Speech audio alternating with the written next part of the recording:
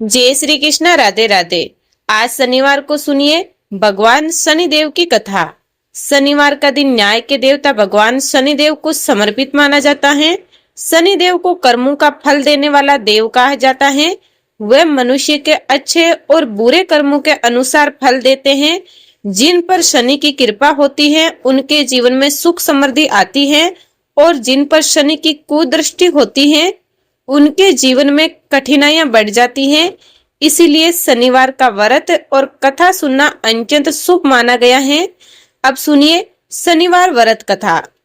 प्राचीन समय की बात है। एक नगर में एक बहुत गरीब ब्राह्मण रहता था। वह अत्यंत धार्मिक और ईमानदार था, लेकिन उसकी आर्थिक स्थिति बहुत खराब थी।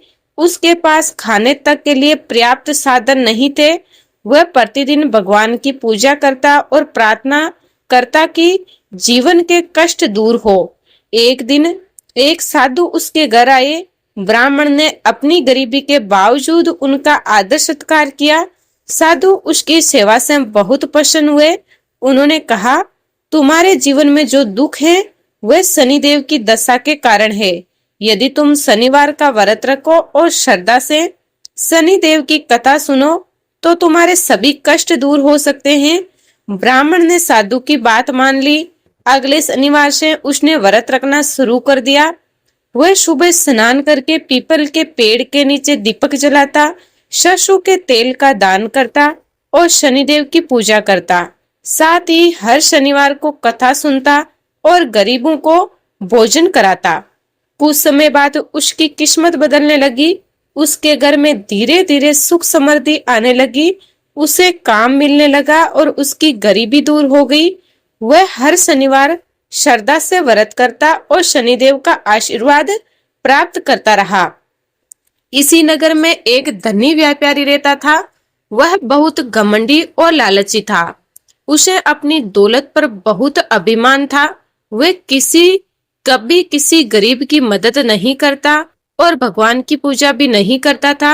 एक दिन उस व्यापारी के घर एक साधु आए और उसे भी शनिवार का व्रत रखने की सलाह दी, लेकिन व्यापारी ने उनका अपमान कर दिया और उन्हें घर से भगा दिया। साधु ने जाते जाते कहा, तुम्हें अपने कर्मों का फल अवश्य मिलेगा। कुछ ही दिनों में व्यापारी जीवन में समस्याएं आने लगी। उसका व्यापार ठप हो गया, धन समाप्त होने लगा, उसके परिवार में भी कलह होने लगी। वह परेशान होकर इधर उधर भटकने लगा। एक दिन उसने उसी ब्राह्मण को देखा जो अब सुखी जीवन जी रहा था। व्यापारी ने उसे उसकी सफलता का कारण पूछा। ब्राह्मण ने उसे शनिवार व्रत और शनिदेव की कृपा के बारे में बताया। व्यापारी को अपनी गलती का एहसास हुआ। उसने पश्चाताप किया और शनिवार का व्रत रखना शुरू किया। वह हर शनिवार शनिदेव की पूजा करता, गरीबों को दान देता और कथा सुनता। धीरे धीरे उसकी समस्याएं भी समाप्त होने लगी। उसका व्यापार फिर से चलने लगा और उसके जीवन में खुशियां लौट आई। उसने अपने घमंड को त्याग दिया और भगवान की भक्ति में लग गया। इस प्रकार शनिवार व्रत की महिमा से दोनों व्यक्तियों का जीवन बदल गया। समय बीतता गया और उस नगर में ये बात फैलने लगी कि जो भी सच्चे मन से शनिदेव का व्रत करता है उसके जीवन में चमत्कारी परिवर्तन आते हैं। लोग दूर दूर से उस ब्राह्मण के पास आने लगे और उसे व्रत की विधि तथा कथा सुनने लगे। एक दिन एक स्त्री अपने बीमार पुत्र को लेकर ब्राह्मण के पास आई। उसका पुत्र कई दिनों से बीमार था और कोई भी उपचार काम नहीं कर रहा था।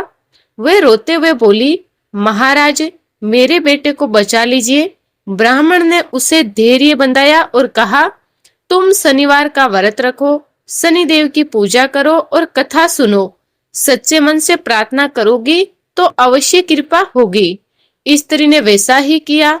उसने लगातार 7 शनिवार तक व्रत रखा, पीपल के वृक्ष के नीचे दीपक जलाया और गरीबों को भोजन कराया। धीरे धीरे उसका पुत्र स्वस्थ होने लगा। ये देखकर उसका विश्वास और भी मजबूत हो गया और वे हर शनिवार व्रत करने लगी। उसी नगर में एक राजा भी रहता था। राजा बहुत शक्तिशाली था, लेकिन वह अपनी प्रजा के प्रति कठोर और अन्यायी था। एक दिन उसे भी शनि की दशा का प्रभाव हुआ। उसके राज्य में अकाल पड़ गया, धन की हानि होने लगी और शत्रु बढ़ने लगे। राजा बहुत चिंतित हुआ और अपने राजपुरोहित से उपाय पूछा। राजपुरोहित ने उसे बताया कि ये सब शनिदेव की नाराजगी के कारण हो रहा है। यदि वे शनिवार का व्रत करें और न्यायपूर्वक शासन करें तो सब ठीक हो सकता है। राजा को अपनी गलतियों का एहसास हुआ। उसने गरीबों की सहायता शुरू की, अन्याय छोड़ दिया और वे हर शनिवार शनिदेव की पूजा करने लगा। कुछ ही समय में उसके राज्य में फिर से खुशहाली लौट आई। वर्षा होने लगी, फसलें लहराने लगी और प्रजा सुखी हो गई। एक और घटना उस नगर में घटी। एक युवक था जो बहुत आलसी और लापरवाह था। वह काम नहीं करता और दिन भर इधर उधर भटकता रहता था। उसके माता पिता बहुत परेशान थे। एक दिन उसकी मुलाकात उस ब्राह्मण से हुई। ब्राह्मण ने उसे समझाया कि जीवन में मेहनत करना आवश्यक है और साथ ही भगवान की भक्ति भी जरूरी है। युवक ने उनकी बात मान ली और शनिवार का व्रत करना शुरू कर दिया। उसने मेहनत करना शुरू किया और धीरे धीरे वह एक सफल व्यक्ति बन गया। इस प्रकार पूरे नगर में शनिदेव की महिमा फैल गई। हर घर में शनिवार को दीपक जलाया जाने लगा, कथा सुनी जाने लगी और दान पुण्य किया जाने लगा। लोगों के जीवन में सकारात्मक परिवर्तन आने लगे। जहां पहले दुख और परेशानियां थी, वहां अब सुख और शांति का वास होने लगा। कहते हैं कि शनिदेव कभी भी बिना कारण किसी को कष्ट नहीं देते, वे केवल मनुष्य के कर्मों का फल देते हैं। इसीलिए यदि जीवन में कठिनाइयां आ रही हो तो घबराना नहीं चाहिए, बल्कि अपने कर्मों को सुधारना चाहिए और भगवान की भक्ति करनी चाहिए। जो व्यक्ति सच्चे मन से शनिदेव का व्रत करता है, वह जीवन में आने वाली हर बाधा को पार कर लेता है।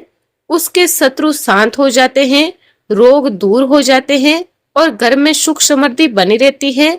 कथा के अंत में यही कहा जाता है, जो कोई भी इस शनिवार व्रत कथा को श्रद्धा और विश्वास के साथ सुनता या सुनाता है, उसके जीवन के सभी कष्ट दूर हो जाते हैं और उसे शनिदेव का विशेष आशीर्वाद प्राप्त होता है। हमें हमेशा सत्य और धर्म के मार्ग पर चलना चाहिए, गरीबों की सहायता करनी चाहिए और भगवान की भक्ति में लीन रहना चाहिए। यही इस कथा का सच्चा संदेश है। बोलिए शनिदेव महाराज की जय। ये कथा हमें सिखाती है कि हमें हमेशा अच्छे कर्म करने चाहिए और किसी का अपमान नहीं करना चाहिए। भगवान शनि न्यायप्रिय हैं, वे हर व्यक्ति को उसके कर्मों के अनुसार फल देते हैं। शनिवार का व्रत करने से शनि दोष, साढ़े साती और ढैया के प्रभाव कम होते हैं। जीवन में आने वाली बाधाएं दूर होती हैं और व्यक्ति को सफलता प्राप्त होती है। शनिवार के दिन सुबह जल्दी उठकर स्नान करें, काले वस्त्र धारण करें और शनिदेव की पूजा करें।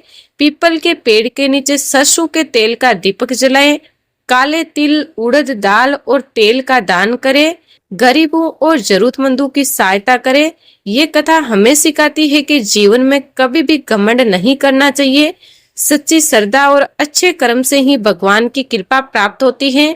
जो व्यक्ति श्रद्धा और विश्वास के साथ शनिवार का व्रत करता है और कथा सुनता है, उसके जीवन के सभी दुख दूर हो जाते हैं और सुख शांति का वास होता है। बोलिए शनिदेव महाराज की जय। समय बीतता गया और उस नगर में ये बात फैलने लगी कि जो भी सच्चे मन से शनिदेव का व्रत करता है, उसके जीवन में चमत्कारी परिवर्तन आते हैं। प्रिय भक्तों, अब सुनिए धर्मराज जी की कहानी। प्रिय भक्तों, जो भी अपने जीवन में समस्त सुखों को पाकर अंत में स्वर्ग लोक की कामना रखते हैं, ऐसे सभी भक्तों को अपने जीवन काल में एक बार धर्मराज जी और उनकी बहन पोपाबाई की कहानी अवश्य ही सुननी चाहिए। तो आज के इस वीडियो में हम आपके लिए धर्मराज जी और उनकी बहन पोपाबाई की कहानी लेकर आए हैं और आज से 1 वर्ष तक आपको नियमित इस कहानी को अवश्य ही सुनना चाहिए। एक बार गुणवती नाम की एक ब्राह्मणी थी। वह प्रत्येक दिन नियम से पूजा पाठ करती और दान पुण्य किया करती। सभी देवी देवताओं का पूजन करती और आए हुए अतिथियों का भी यथाविधि स्वागत सत्कार किया करती। पूरे गांव भर में उसका बहुत सम्मान था। उसके घर में 4 बेटे, बहुएं और उनके पुत्र थे। घर में खूब धन था और आपस में सभी लोग मिलजुल कर बड़े प्रेम से रहते थे। संक्रांति से ठीक 7 दिन पहले ब्राह्मण की मृत्यु हो गई। सभी उसके भाग्य की सराहना कर रहे थे कि कैसे गुणवती ने जीवन में अच्छे कार्य किए और भरा पूरा परिवार छोड़कर सारे सुख भोगकर सुहागन के रूप में ही वैकुंठ को हो गई।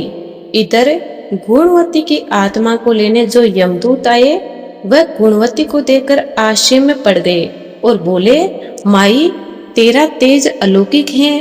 तेरे द्वारा किए गए शुभ कर्मों का प्रभाव तो हमें स्पष्ट देख पा रहे हैं, लेकिन ऐसा क्या हुआ है, ऐसी कौन सी गलती तुमसे हो गई कि हम यमदूतों के साथ तुम्हें भी मृत्यु यात्रा करनी पड़ रही है। गुणवती भी आश्चर्य में भरकर उसके साथ चल पड़ी।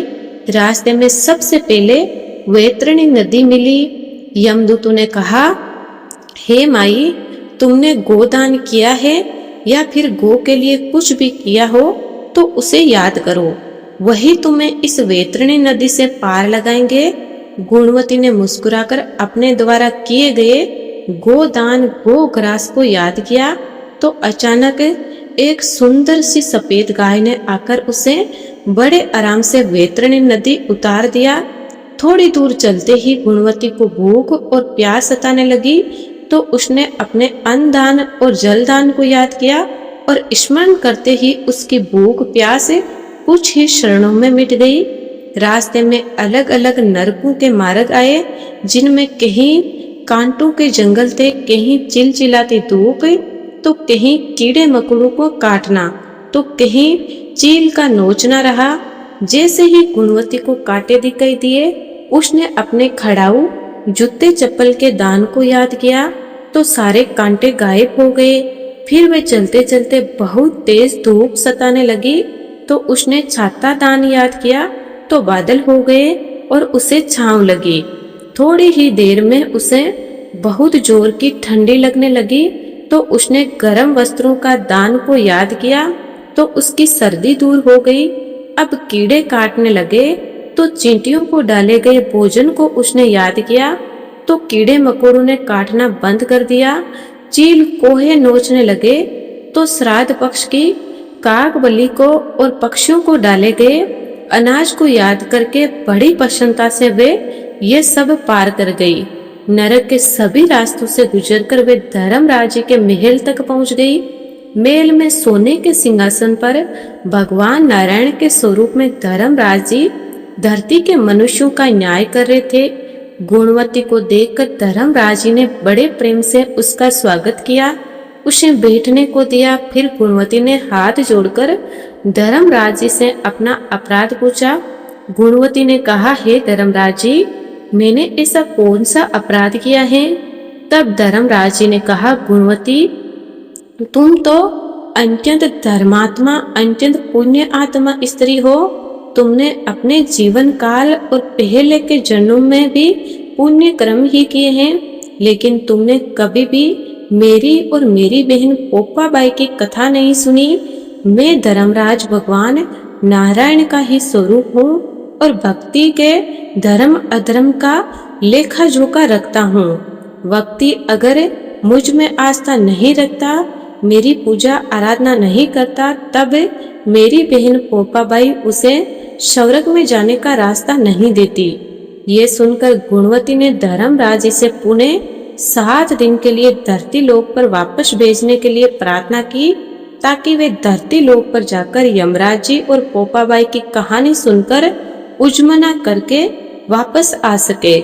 पुण्यात्मा गुणवती को धर्मराज जी ने पुणे धरती पर जाने की आज्ञा दे दी। इधर गुणवती के पुनर्जीवित होने की खुशी में पूरा गांव खुशी में झूम उठा, लेकिन गुणवती ने उन्हें अपने आने का कारण बताया और हाथ में गेहूं के दाने लेकर सबको धर्मराज जी और पोपाबाई की कथा सुनाने लगी। पहले दिन की कथा के बाद गेहूं के उन दानों को लेकर वे सबसे पहले अपनी बड़ी बहू के पास गई और बोली, बेटी, ये गेहूं के दाने तिजोरी में रख दे। बड़ी बहू बोली, माँ जी अभी तो मैं काम कर रही हूँ, आप खुद भी कहीं रख दो। तब गुणवती दूसरी बहू के पास गई तो उसने कहा आओ, देखा ना ताऊ, गेहूं के कुछ दाने लेकर मुंह में डाल लिए और बोली, माताजी इन गेहूं के दानों में ऐसा क्या विशेष है? हमारे घर में तो पहले से ही खूब अनाज भरा है, कहीं से भी उठाकर तिजोरी में रख दूंगी। बचे हुए दाने लेकर गुणवती अब की बार तीसरी बहू के पास गई तो उसने पास ही खड़े अपने भाई को वह गेहूं के दाने दे दिए और कहा, भाई मुझसे तो चीजें खो जाती है, मैं तो चीजें रखकर भूल जाती हूँ, ले तू ही संभाल इन्हें। ऐसा कहकर छोटी बहू ने वे दाने अपने भाई को दे दिए। उनमें से कुछ बचे हुए दाने गुणवती ने अपनी चौथी और सबसे छोटी बहू को ले जाकर दिए और उस बहू ने उन गेहूं के दानों को लेकर सरदा भाव से अपने माथे से लगाया, फिर लाल कपड़े में बांधकर तिजोरी में संभाल कर रख दिया। 7वें दिन गुणवती जब उजमना करने बैठी तो उसने धर्मराजी तथा पोपाबाई का उजमना करके कथा और विधि से धूमधाम से किया। कार्यक्रम समापन होने के बाद गुणवती सभी से बोली कि संसार में सभी सुख और अंत में वैकुंठ लोग देने वाली ये कथा साल भर सभी को सुननी चाहिए। इस कथा को कहने, सुनने, हुंकारा भरने और विधि पूर्वक उद्यापन करने वाला अवश्य ही स्वर्ग लोक पाता है। इन गेहूं के दानों को साल भर संभाल कर पूजा घर में या फिर तिजोरी में रखना चाहिए। ऐसा करने से घर धन धान्य से भरा रहता है, परिवार पर कोई विपदा या बीमारी नहीं आती। मैंने अपनी बड़ी बहू को गेहूं के दाने दिए, उसने गेहूं के इन दानों को कहीं भी रखने के लिए कहा तो पिछले 7 दिनों में इसकी संपत्ति में खूब सारा घाटा हुआ। दूसरी बहू को दिए तो उसने इन पवित्र दानों को मुंह में रखा और चबा गई। फिर वे 7 दिनों से बिस्तर पर पड़ी हुई हैं। तीसरी बहू ने दानों को अपने भाई को दे दिए और उसकी सारी सुख संपदा मायके को चली गई और सबसे छोटी बहू ने इन दानों को बड़ी श्रद्धा से संभाल कर रखा। तभी से इसके घर में धन की वर्षा हो रही है, चारों ओर केवल शुभ समाचार ही आ रहे हैं। ऐसी है धर्मराज की कथा की महिमा। अब हम आपको पोपाबाई की कहानी भी सुनाते हैं। किसी गांव में एक भाई बहन रहा करते थे। भाई का तो विवाह हो गया था, लेकिन उसकी बहन का विवाह नहीं हुआ था। बहन का नाम पोपाबाई था। पोपाबाई हमेशा व्रत और नियम किया करती। एक दिन उसके भाई भाभी ने उसे शादी करने के लिए कहा, तब उसने शादी करने के लिए मना कर दिया। अपने भाई भाभी से कहने लगी कि मेरे लिए रहने के लिए आप गांव के बाहर एक झोपड़ी बनवा दो, मैं उसी में रहकर अपना जीवन बिता लूंगी, लेकिन विवाह नहीं करूंगी। फिर वे गांव वालों से कहने लगी कि हे गांव वालों, आप लोग अपने अपने गाय बछड़े को मेरे झोपड़ी के पास घास चरने के लिए छोड़ दिया करो। मैं सभी के गाय बछड़ों की देखभाल किया करूंगी और फिर जो कुछ भी बच्चा कुचा हो मेरे पास भेज दिया करो, मैं वही खाकर रह लूंगी। इस तरह बहुत दिन बीत गए। एक दिन उस देश का राजा शिकार खेलने जंगल को ही जा रहा था कि उसकी नजर गांव के बाहर बने पोपाबाई की झोपड़ी पर पड़ गई। राजा झोपड़ी के पास जाकर आवाज लगाने लगा, यहाँ कौन रहता है?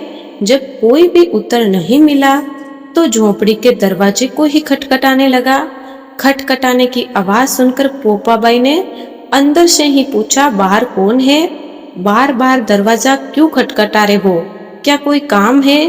तब राजा ने बाहर से उत्तर दिया, मैं इस देश का राजा हूँ, मैं तुम्हारे साथ विवाह करना चाहता हूँ। सुनकर पोपाबाई कहने लगी, अपने महल को लौट जाओ, मैं पराये पुरुष का मुंह नहीं देखती। लेकिन राजा ने उसकी बात पर ध्यान नहीं दिया और वह बलपूर्वक पोपाबाई को उठाकर अपने घोड़े पर बिठाकर अपने महल की ओर चल पड़ा। पोपाबाई ने राजा को श्राप दे दिया कि हे राजा, जा तेरा राजपाट सब नष्ट हो जाएगा। महल में पहुंचकर राजा ने अपनी रानियों से सारी बात बताई। सारी बात सुनकर रानियों ने राजा से अनुरोध किया कि पोपाबाई को सही सलामत उसकी झोपड़ी में छोड़ आए। फिर रानियों के कहे अनुसार राजा पोपाबाई को सही सलामत उसकी झोपड़ी पर छोड़ने के लिए चल पड़ा। रास्ते में पाप की नदी आई जिसमें राजा डूब गया। पोपाबाई मृत्यु के बाद धर्मराज के दरबार में पहुंची। वहां धर्मराज ने उसे स्वर्ग का राज्य दिया। किसी गांव के एक सेठ सेठानी की मृत्यु हुई, तब वे दोनों भी मृत्यु लोक में स्वर्ग लोक को आए, लेकिन स्वर्ग लोक का दरवाजा बंद पड़ा था। उन दोनों ने धर्मराज से स्वर्ग लोक का दरवाजा खोलने की विनती की। तब धर्मराज कहने लगे, इस दरवाजे पर तो पोपाबाई का राज है। सेठ सेठानी कहने लगे, हम पोपाबाई को नहीं जानते। तब धर्मराज ने कहा, मैं तुम दोनों को 7 दिन के लिए मृत्यु लोक में अर्थात धरती लोक में वापस भेजता हूँ। वहां जाकर 8 खोपड़ा से राई भरकर 5 कपड़ा ऊपर रखकर कहानी सुनना और उद्यापन करना और इस प्रकार कहना, राज है पोपाबाई का, लेखा लेगी राय राय का। बोलो पोपाबाई की जय। ऐसी मान्यता है कि पोपाबाई मनुष्य के सभी छोटे से छोटे कर्मों का भी ध्यान रखती है और जो भी इस कथा को सुनता है, कहता है, हुंकारा भरता है या दूसरों को सुनाता है, पोपाबाई उनके सभी अपराध क्षमा करके उन्हें भी स्वर्ग में प्रवेश देती है। इन दोनों ही कथाओं का शुभ आरंभ मकर संक्रांति, वसंत पंचमी या फिर किसी भी शुभ दिन से किया जा सकता है। इसके बाद से लगातार ये कथाएं 1 वर्ष तक सुनी जाती है। यदि साल भर ना सुन सके तो 6 महीने ना सुन सके तो सवा महीने भी ना सुन सके तो 7 दिन और 7 दिन भी ना सुन सके तो 1 ही दिन अवश्य सुने और सुनकर उज्मना कर दे। कथा प्रारंभ करने के लिए हाथ में गेहूं के दाने लेकर धर्मराज और पोपाबाई को मन ही मन प्रणाम करके फिर कथा सुने। पहले दिन लिए गए गेहूं के दानों को लाल कपड़े में बांधकर तिजोरी में या मंदिर में संभाल कर रख दे। जितने समय तक ये गेहूं के दाने कपड़े में बंधे हुए किसी पवित्र जगह पर रखे रहते हैं, तब तक घर पर किसी भी प्रकार की विपदा नहीं आती। घर में सुख समृद्धि और धन धान्य में वृद्धि होती है। इसीलिए कम से कम साल भर इस कथा को सुना जाता है। फिर गेहूं के दानों को घर में रखा जाता है। फिर नित नेम से कथा सुनी जाती है और उद्यापन में किसी ब्राह्मण को वस्त्र, कंबल, छाता, टॉर्च, चप्पल, धातु, धर्मराज की प्रतिमा, सोने का सूरज, चांदी का चंद्रमा, चांदी की नाव, चांदी की सीढ़ी, तांबे का लोटा दान में दिया जाता है या फिर भोजन कराकर उस भोजन के साथ में भेंट, दान, दक्षिणा दे। ये सामान उपलब्ध ना हो सके तो प्रतीक के रूप में दक्षिणा भी दी जा सकती है।